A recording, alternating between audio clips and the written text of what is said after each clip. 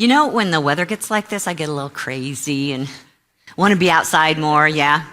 Went to see the Lilac Park. Anybody been to the Lilac Park? Wow. Took my sister. She'd never seen, no, maybe she did. But anyway, that's abundant good in front of you. You can't miss that. I mean, they're just everywhere. And then they threw in about 1 million tulips. Made it even better. So that was fun. And that's when your heart starts to open to the goodness that's all around us. When we talk about abundance, we're not just talking about money or supply. We're just talking about anything that makes your heart go, yeah, that feels good. And I was thinking about my parents this week because they grew up, well, let's just tell you, they were born in 1929. So you can imagine what their childhood was like with the Depression, in case some of you didn't know. And man, that was a childhood that I probably wouldn't want to live through because I complained enough as it was in the 60s. So here's my parents growing up in this era where we're talking lack for a lot of people. And you know, at some point, we grew out of it, didn't we? At some point, prosperity returned. And then, you know, a few years ago, we probably lived through our own recession, right? A little bit different than Depression, but it kind of felt harsh to a lot of people. And now we're sort of kind of coming out of it, seeing prosperity starting to show up more and more often. So do you ever just kind of wonder, because as far as I know, I have never ever heard that we had to truck that prosperity in from an alien planet.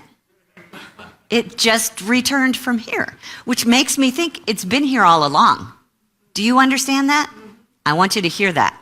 It's been here all along. It's like the technology that was needed to design a cell phone was available in Jesus' day.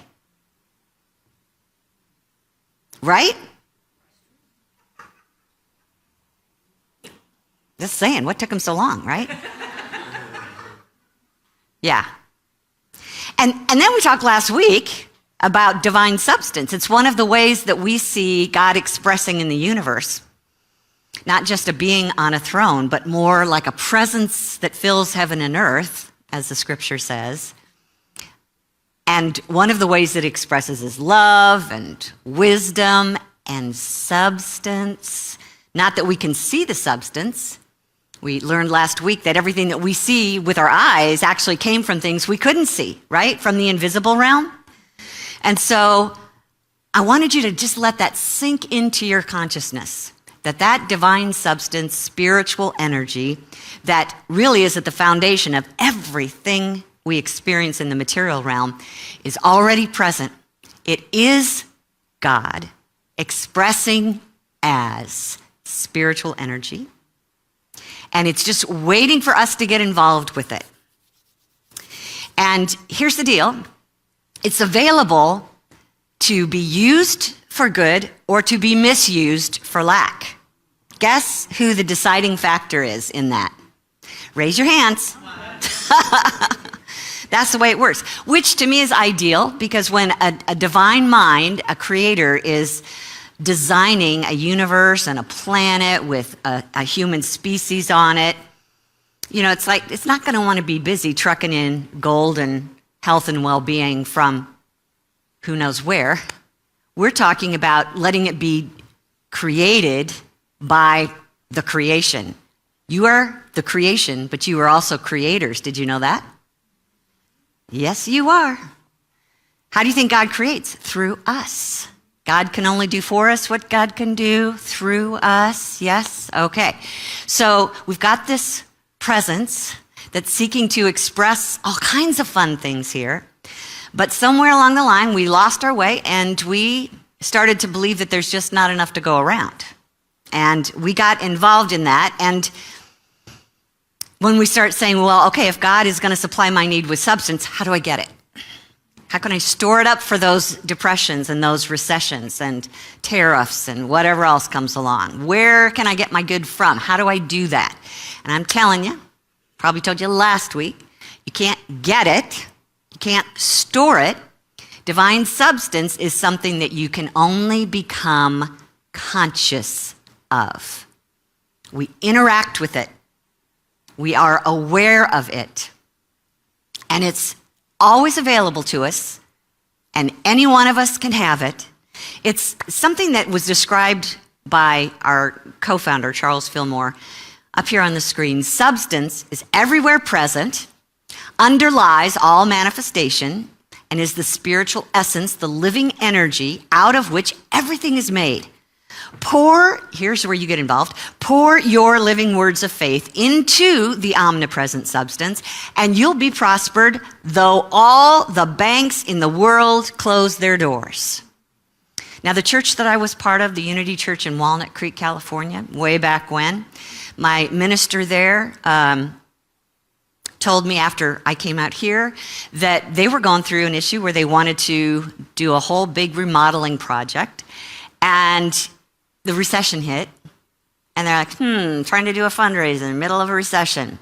And our minister, David MacArthur, just reminded himself with this writing by Charles Fillmore, because they were literally going from bank to bank to bank to bank to try to get a loan. And he just kept looking at that and saying, we're going to just keep pouring our words of faith into that substance until one of these banks opens their doors to us. On the 26th bank, they said yes, which means they had to have the faith that somewhere along the line, it was going to show up for them, even though they couldn't see it with their eyes. Because where is God? Everywhere. What is God? Our divine supply. So that substance is what Paul was writing to the Hebrews about. What is seen is made by that which is not visible. So we have to have faith, my darlings, which is a simple belief. Maybe, what is it? Simple but not easy? Yeah. So when we talk about how to get it, and we are talking about shifting our consciousness, we said last week, I think this is what Jesus was referring to when he said, for those who have, more will be given. For those who have not, even what they have will be taken away. So we said, it's not for those who have $1 million already will get more. And for those who live in poverty, even the little bit they get is going to be taken from them. For those who have a conscious awareness of divine substance and the presence of God everywhere supplying, they will have available to them whatever it is their need is, their daily bread, their heart's desire. Though all the doors of the banks are closed to you, there's still going to be a way. Do you understand that? Take a breath. So this step today is to find a way to become more connected to it and interact with it from that place of consciousness that says, I can't get away from it. It's always going to be present for me. And to me, this is not something that you're born with. It's not something because you're in the right family that you will find this experience of substance in your life. It has nothing to do with whether you got a college education or not, what side of the tracks you were born on, nothing like that. It depends on, here it is, the divine law that is operating this universe. And if there's one law that we can point to, some people call it the law of mind action, which means as you think, as you hold in your heart, in your mind, your beliefs, your feelings, you create. So it's throughout the scriptures. We see it in the Hebrew scriptures. We hear from Buddha. We hear from Jesus. We hear from the Apostle Paul. So you're going to get to hear them. Let's hear them up on the screen here. As a man thinks in his heart, so is he. You know that. It's called self-esteem, right? And the Buddha said the same thing. All that we are is the result of what we have thought. And then there's Mark chapter 11, which is Jesus speaking. If you do not doubt in your heart, but believe that what you say will come to pass, it will be done for you. And from the prophet Isaiah, my word shall not return to me empty. So pay attention to the words that are coming out of your mouth. But it shall accomplish that which I purpose and succeed in the thing for which I sent it. Jesus comes back and says, simply, let it be done to you as you believe. If there's no other scripture that you remember, just before you speak, before you feel, before you think or believe, let it be done to you as you believe. So, do you want to create what you believe, or do you want to change your belief? Paul said to the Galatians, you reap whatever you sow. You're probably all familiar with that, right? So this divine law is something that is acting all the time. It's just sensing what's going on around it. And the way that it responds, it's kind of like a magnet. It sends back to you whatever it is you are being. So this is our third principle in unity, that we create our life experience with our thoughts, feelings, and especially feelings and beliefs. So who here, come on girls, have gone to the movies, sad movie, and cried? Tears coming out of your eyes. Why did your tears come out of your eyes? Because you were believing the story, and the story was sad. So a sad thought or belief where you're so engaged that you're feeling it produces in like kind as a tear. How many of you gone to hear a comic, and all of a sudden your body goes, you weren't even like expecting it to come out of you, but it comes out of you. Why? Because you had a thought, it translated in your mind, it meant something to you. It was a belief of some kind that created a feeling that had a result. Boom, a laughter. This is a simple expression of how the divine law works, and we're working it all the time. And it's not the kind of thing where the law is working so that some people get a break and other people get really harsh treatment. God's sun shines on the righteous and the unrighteous, right? So that means we need to come back here and pay attention to what we are being. So let me just kind of give you an example of this. All right, so you know what that is, right? Can you see that? It's a key fob. And there's some buttons on here. And the way that this is designed is that it's meant to do something to your car on your demand, right? So the way that it's going to work is that the key fob has a frequency in it, and your car has that same frequency in it. And when you press the button, then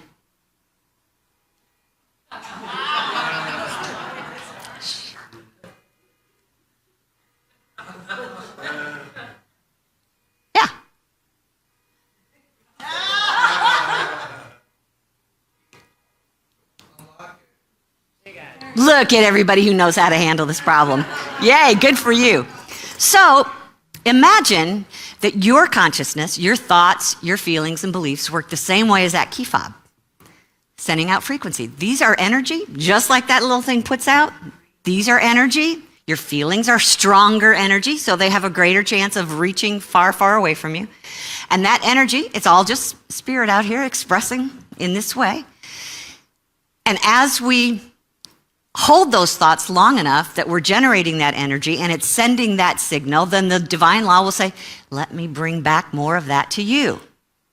Okay, so have you ever, admit it, because I'm standing here admitting it. I have used my key fob on my car and it wouldn't open. I got there, I pulled on the door, it wouldn't open. It was like, ying, ying, ying. And suddenly I looked inside.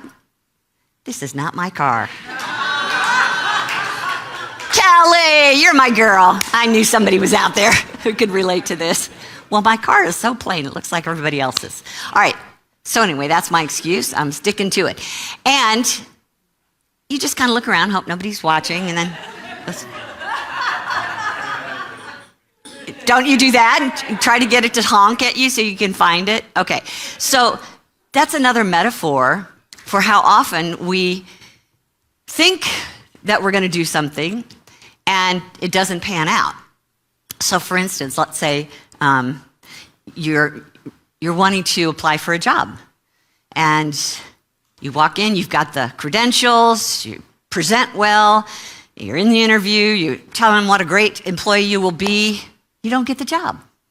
You were sure you're going to get the job, you don't get the job. Well, maybe you weren't so sure you were going to get the job because what was the wrong frequency that was going on? Maybe in your conscious mind you wanted the job, but in your subconscious mind, where we have been storing stuff up for our entire life, there's a stronger belief in us that says, they'll never hire me. I'm not good enough for that job. I'm sure they'll find somebody else that they like better. I never get the thing that I want. And then we go on and on and on and on, strengthening that story in the subconscious, which is just sending out a frequency to the universe that says, never give this person what they want, never give this person what they want, never give this person what they want. Are you getting this? Okay, yeah, you're getting it, but you don't want to admit it. I'm telling you, get this. So let me share a story with you from Eric Butterworth. He's got a good book here that's called Spiritual Economics. A teacher tells the story of a young salesman whom he had high hopes for. He put him in a territory that his company considered to be their best. At the end of the year, he'd earned about $25,000 in commissions. The people in the main office were upset because they felt his territory should produce enough business to earn at least $75,000 in commissions. So the sales manager was told, get rid of this guy, he's ruining our business. But the manager didn't have the heart. Instead, he put him into the poorest territory, hoping the man would find himself or get so discouraged that he'd just quit. By the end of the year, the man had again earned $25,000. This was considered so good for that territory that it was assumed that the young man had finally gotten it together. So they put him back in the good territory, where again he earned $25,000. A classical example of the influence of our self-image. He sees himself as a $25,000 a year man. The fact is, he's a divided person. Consciously, he wants to succeed, but his negative self-image simply will not allow it. Is this ringing any bells for anybody? Don't admit it. Okay, well, here's the thing. We don't receive what we want. We receive what we expect. Do you hear the difference? Because we can want all kinds of things. But do we believe we can get them, that we're worthy of them, that we're good enough, that we know how, that somebody's going to like us enough? No. So it just really depends on which is the stronger energy, belief, feeling in you that's sending out the stronger signal where the universe will only come back to you with what you are already being. So let's take a breath. I love the way that Brandon West describes this. So let's look at this on the screen. You are a vibrational being, okay? So if you're sitting here, especially if you're here for the first time and you're like, what the hell is she talking about? Why is she talking about vibration in church? Because spirit is vibration. Because everything that God is energy. And it may be really high frequency. It may be showing up as a physical dimension that we're living in, kind of the playground, really hard place to be. But I'm telling you that we're all vibrating. Everything's vibrating. Remember I told you last week, you and this universe, this is what science is telling us, is flashing in and out of existence so fast we can't detect it with our eyes. Do you remember that? All right, so here we go. You're a vibrational being. The frequency that you radiate with your emotions and thoughts is matched by the universe. We receive energy, like thoughts and emotions, from the universe at the level which we are conditioned to receive from. In other words, at the level we are perceptually tuned to receive. What's perception? It's how we see things, what we believe. If we habitually live in a negative mental world where you perceive suffering, stress, scarcity, and the like, you're only available for those same energies from the universe. But if we start to cultivate love, kindness, and inspiration, then we tap into much higher levels of universal consciousness, aka God, Spirit, Source, Creator, and thus download information directly from the field in ways we never thought possible. Doesn't that sound like fun? Yeah. Wouldn't you rather be doing that, Goldie? Just saying. Yeah. Thanks for chirping up over there. So, let's face it, I'm guessing for most of us, we've had a lifetime of conditioning that didn't tell you you are an expression of the divine and all things are possible for you. Anybody got that from the moment you were able to understand? Anybody? Okay, so we've got a lot of conditioning here that needs to be undone and transformed, and we're dealing with the human part of us, ego part of us, whose main focus in life is survival. It's wanting to make sure that it's safe and secure. And so what it's doing, instead of like, hey, let's party and have a lot of good fun time here with the abundant good, it's prepare for the worst. You know, the brain is almost geared to look for threats, to watch out for bad things happening to you. And the natural response to that, even if it's not happening, we can still believe that it's going to happen or it is happening, and we go into resistance. And when you're in the energy of resistance, you know it because you usually feel heavy. You don't like what's going on inside of you or going on around you. So that's your opportunity to say, well, maybe I can just push this thing away from me and never have to deal with it. Here's the problem. There are no exclusions in the universe. Anybody heard that before? Exclusion is not the way to work with this infinite good, because the law is also still busy working. So what you resist persists. Now, surely you've heard that. What you resist persists. This is why. Because you are being whatever it is you are resisting. What you are fighting against, you're literally strengthening. I want you to hear that, my darlings. I love you so much. I really love you. But just think for a minute of all that you complain about. Kitty, think for a minute of all that you complain about. I could go back as recently as dinner last night of things I was complaining about. And what we complain about, we become. How does that work? Most of the time, we're focusing on what's not working in our life, the good that has not shown up in our life yet. And most of the time, whenever we have somebody who will stand long enough and listen to us, we'll say, I still don't have it. I don't know when it's going to get here. How long is this going to take us? I'm telling you, I'm so tired of waiting. Everybody else has theirs. I don't have mine. I'm probably never going to get it. Do you see what you are being with your energy? What you are sending out to the universe, that the law can only say, okay, let me show you more of that. And those feelings of lack that come up like victim and hopeless and helpless and unworthy and fearful just bring us lower and lower, and we're losing communication now. We're not speaking the high frequency language of the divine that's up here trying to give us all this great stuff. Instead, we're down here declaring that we don't have this good stuff.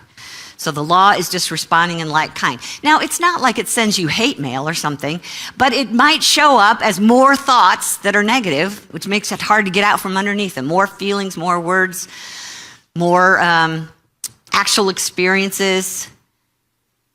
And at any moment, we could stop resisting and stop being that energy. This is a choice.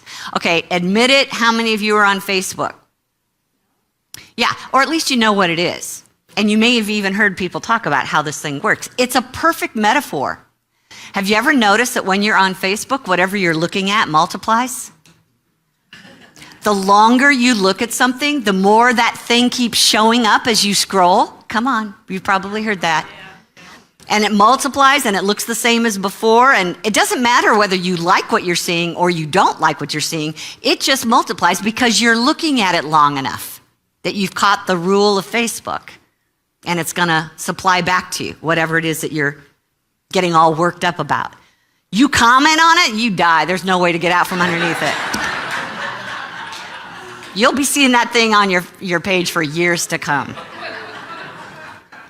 So, let's just think about this. How many times have we commented on it like, can you believe what that idiot did? Can you believe what the world is doing? Can you believe that this is happening?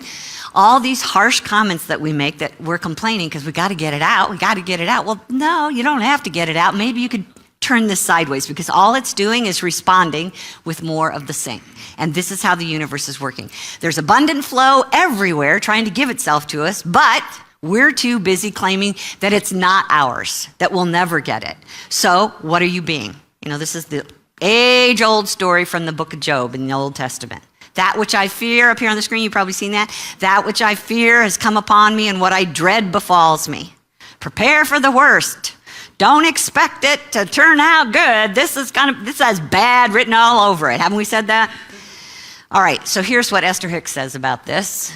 I highly recommend anything that she's written. You might know her as Abraham Hicks, because she's really got an understanding of how this law works.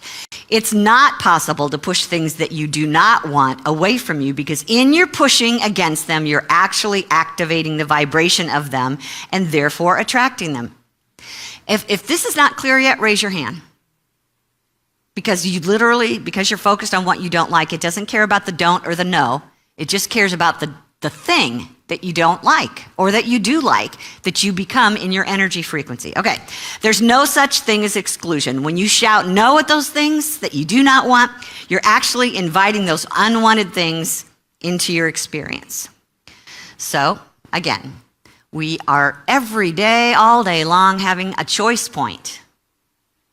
We have free will about how we approach our life. And I know that many of us are actually better observers of what's happening and talking about what's happening and reacting and responding to what's happening instead of turning within and saying, what would I prefer instead? We're going to talk way more about that next week, so come back for the fun part. But today is just showing us what we're doing wrong, which probably, by giving our attention to what we're doing wrong, just multiplies it. But look how smart you're getting. You're understanding to be aware of that when it's happening and to change your mind about how you do that.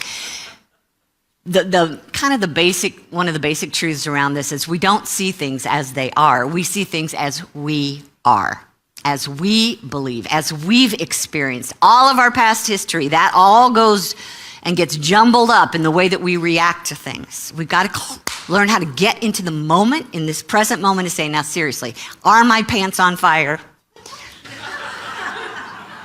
Okay, so maybe we have options. Which is why I love the scripture Paul was saying to the Romans, chapter 12, do not be conformed to this world, but be transformed by the renewal of your mind, that by testing you may discern what is the will of God, what is good and acceptable and perfect.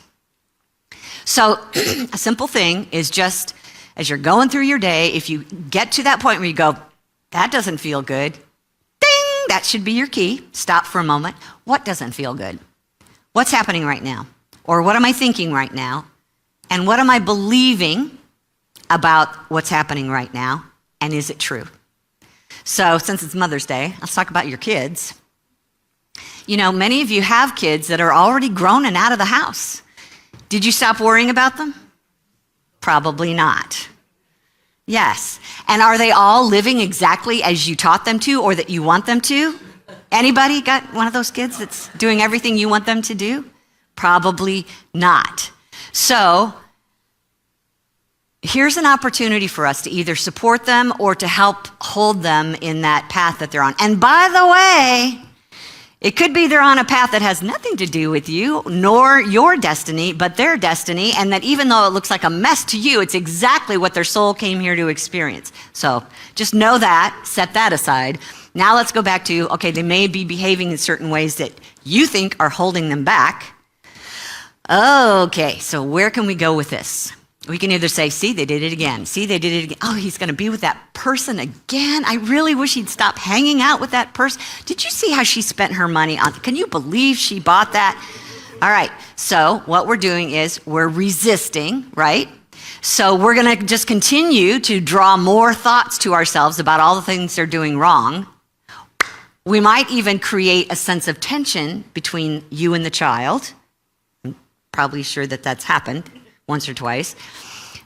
So that's what will continue unless you get a grip on this and you shift your focus from what is unwanted to what is wanted. What do you want most for your kids? It cannot be, I want them to work for this company and make this salary and marry this woman. It cannot be that way. But your wanted could be, I want them to be happy and healthy and fulfilled in their life. Wow, that is a thought and a feeling and an energy that the universe can do something with in a wonderful way where you don't need to know the details. You don't need to understand how it's going to happen. You just hold them in your heart, seeing them in your mind's eye, living happy, healthy, and fulfilled. And when you think about them, you feel good. Now you're sending out a signal. Now, they've got free will, and they can choose to do something else with it. But if their soul is open to assistance, that's how you assist them.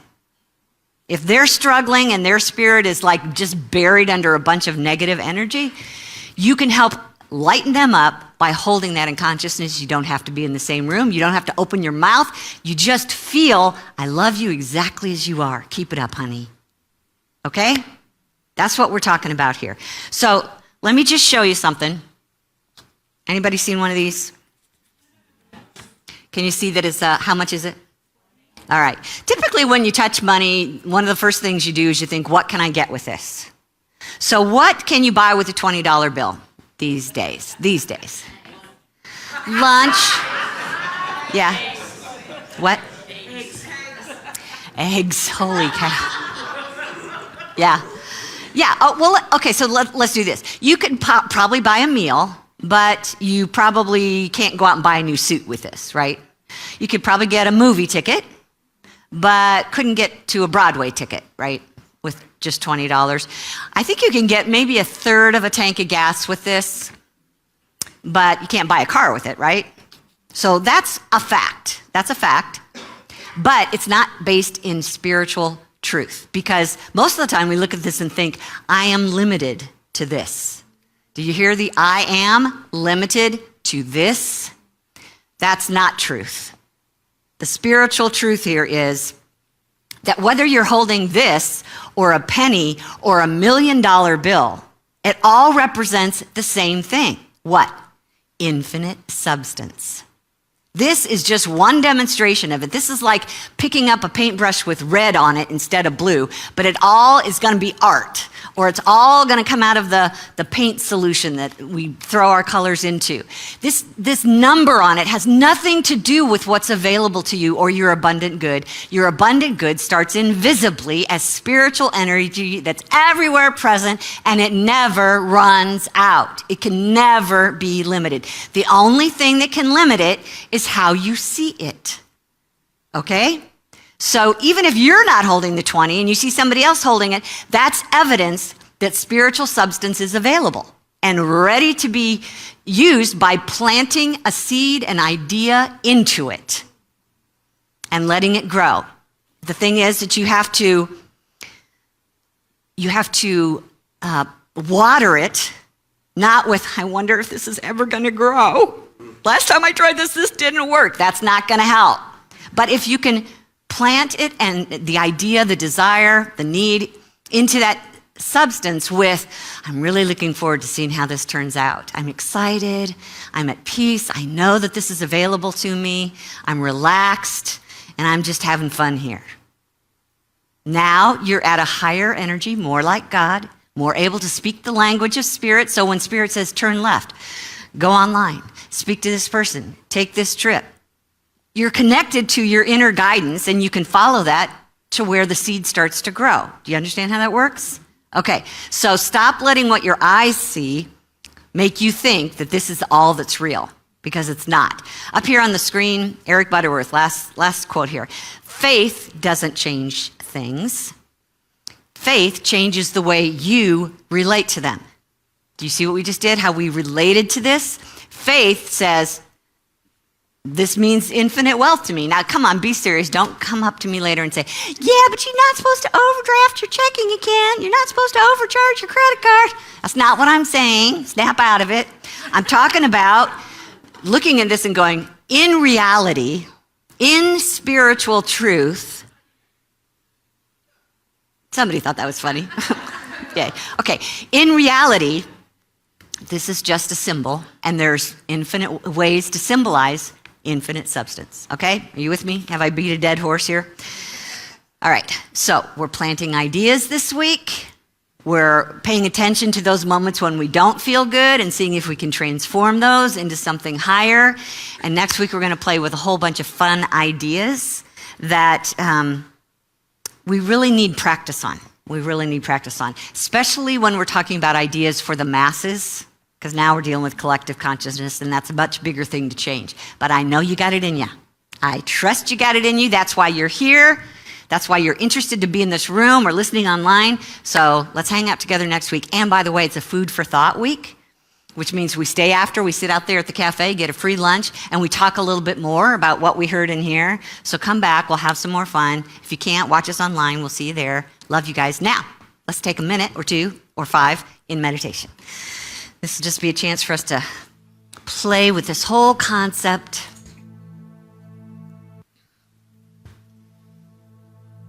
Yeah, I know. Big breath, right? Might need a little time to relax and take a deep breath.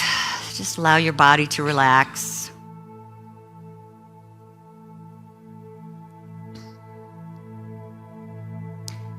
Feel the chair beneath you. Just come very present into this moment. Let go of what's going to happen in the next few minutes or next week. Let's just be right here. Feel your feet on the floor. Imagine that you are connected with this beautiful Mother Earth beneath you.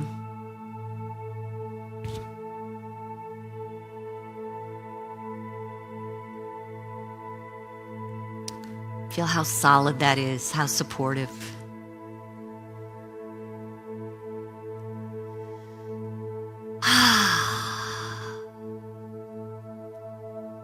As we think about the holiday today, celebrating mothers, you may think back as a child and your relationship to your mom.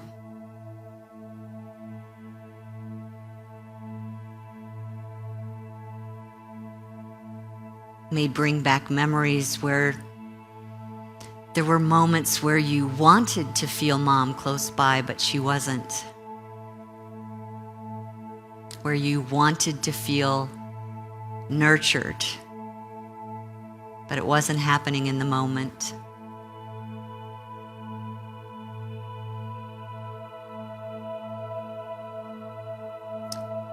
And now we allow our thoughts to go to the Creator, Mother.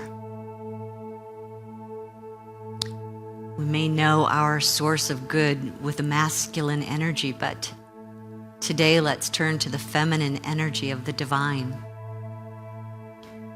If there is ever a presence of Mother in our life,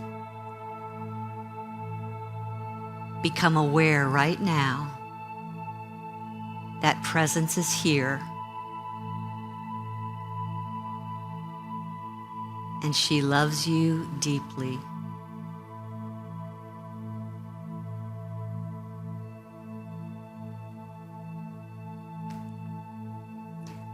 Allow your heart to soften. Take a breath through your heart and release. And as you do that again, just feel your heart open a little bit.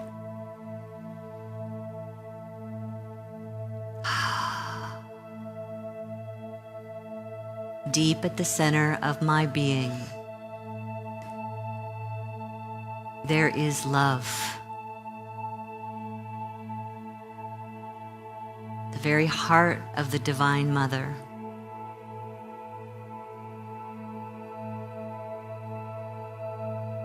Which has always been present in me.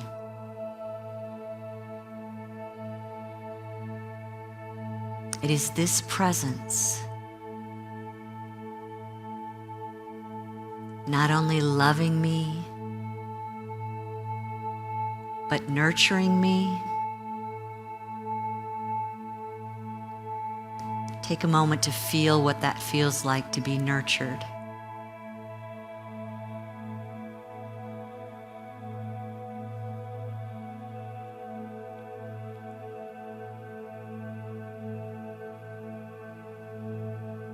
Feel your spirit rising a little bit with that idea. There is a nurturing presence in me.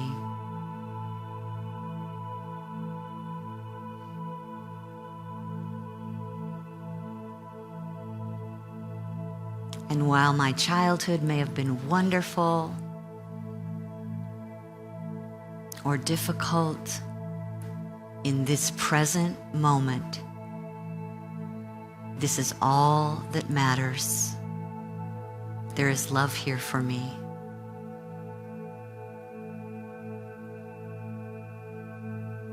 I give my attention to that presence of love. And with it comes peace.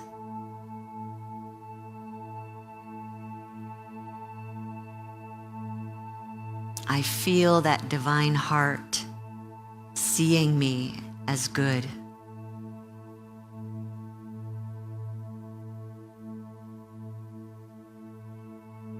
I relax in the knowing that this divine love is working for my good.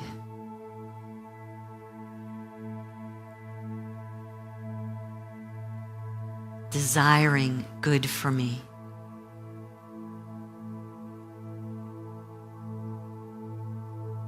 There is nothing I need do but allow and receive the presence of a loving heart here and now. I am uplifted.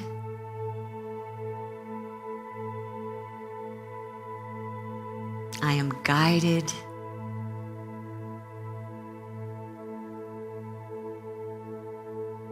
I am provided for in all ways.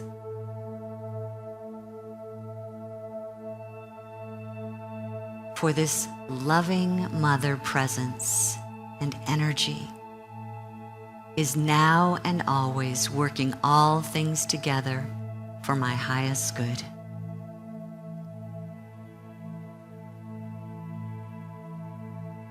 This is the truth of my being.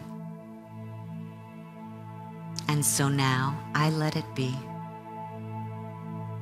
And so it is. Amen.